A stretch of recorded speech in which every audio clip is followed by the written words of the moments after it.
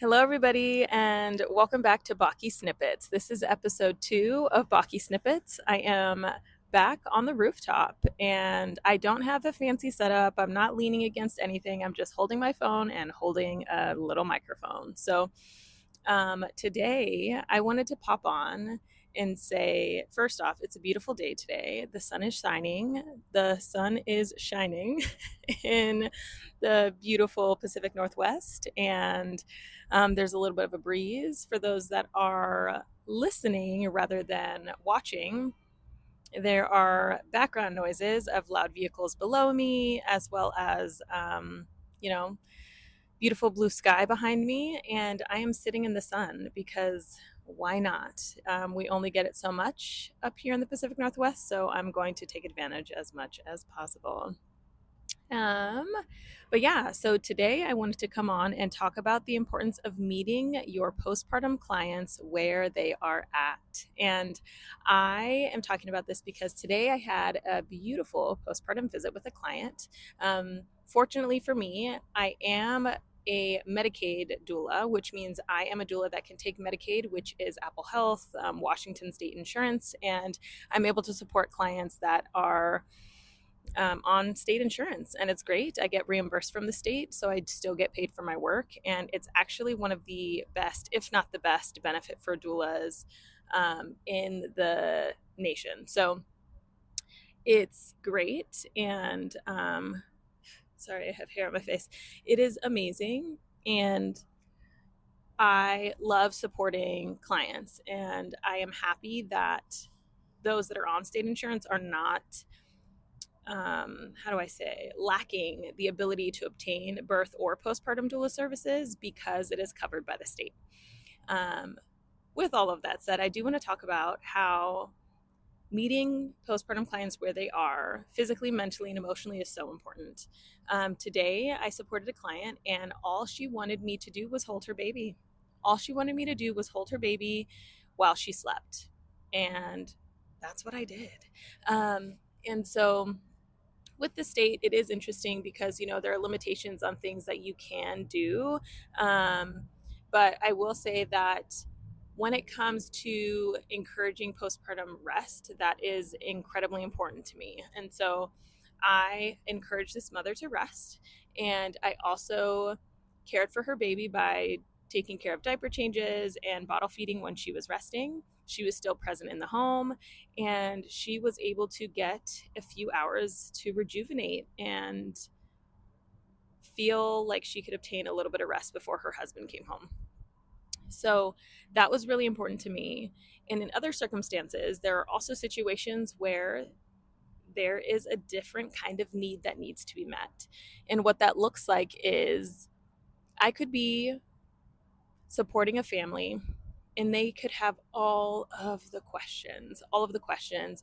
How do I, or who do I ask for questions or information about tongue ties? Some people recommend dentists, some people recommend pediatricians, some people recommend providers. It really just depends. And it also depends on the need, right? And I'm not in the position as a doula to tell them where to go, but I can provide them with the resources to do that, right?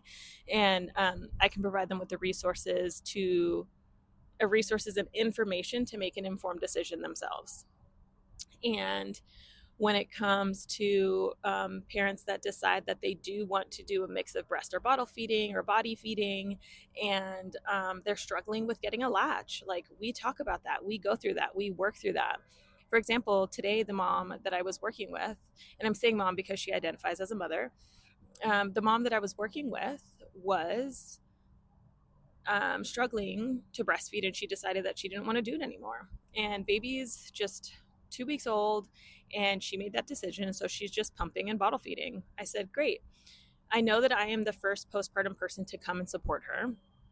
And we had to delay a couple of our visits because baby needed a little bit of additional help to get rid of that jaundice. And so we met up a little later than usual and decided that, what are we going to do with breastfeeding? Do you want me to help you while I'm here to support you? Or do you want to continue doing what you're doing. And she decided for her mental health that she was just going to continue doing what she was wanting to do.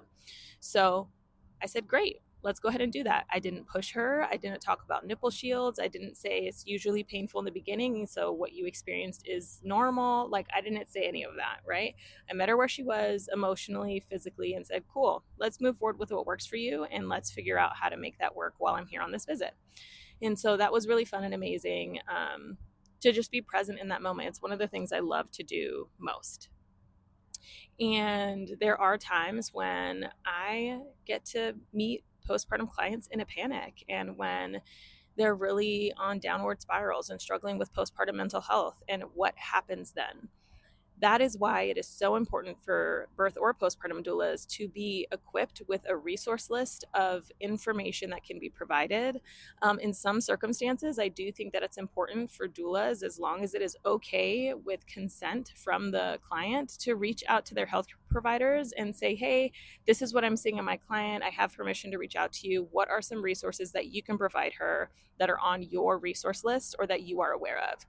It's not me taking over control or saying that she needs something. It's me extending a limb and saying, hey, can you join us on this journey of discovering what resources work best for this client?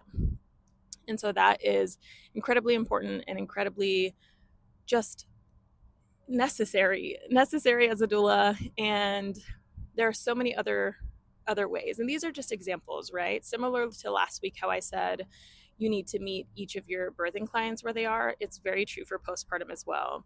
There are some postpartum clients that have postpartum support outside of doulas from family or friends, locally or virtually, or whatever suits them.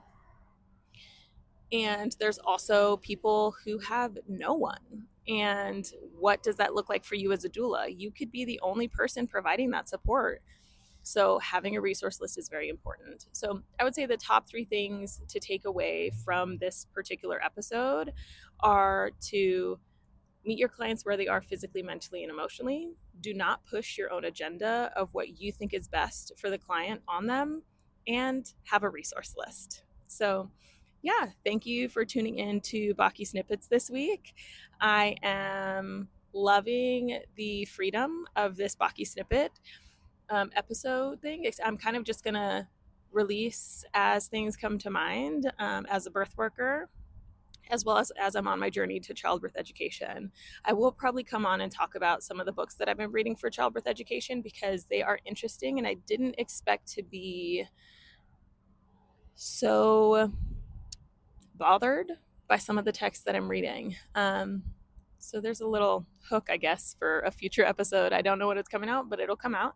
I have to finish the book first before I give it my full feedback, I guess. But yeah, that is it for today. Please feel free to like, share, subscribe, do all the things, follow for more videos, and I will talk to you soon. All right, let's be real together. Bye.